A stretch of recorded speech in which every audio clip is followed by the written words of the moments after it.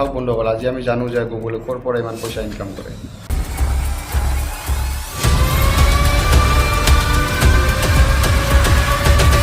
প্ৰথমে এইটো শুনক যে গুগল আৱিষ্কাৰ হৈছিল 1998ত এটা কলেজ প্ৰজেক্টত। লেৰী পেজ আৰু চাৰ্গে ব্ৰিনে পৃথিৱীৰ গোটা ইনফৰমেশ্যনবোৰ অৰ্গেনাইজ আৰু একচেছেবল কৰিবৰ কাৰণে গুগলক বনাইছিল। প্ৰথমে গুগল মাত্ৰ এটা চাৰ্চ ইঞ্জিন আছিল, যিটো নেকি এনেকৈ দেখা পায়। একচুৱেলি গুগল নামটো ইনস্পায়াৰ হৈছে গুগলৰ পৰা।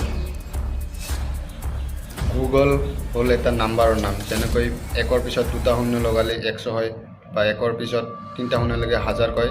ঠিক তেনেদৰে 1ৰ পিছত 100টা শূন্য হ'লে সেইটোক গুগল বুলি কয়। আহক বন্ধুসকল, আজি আমি জানো যে গুগলে ক'ৰ পৰা ইমান পইচা ইনকাম কৰে।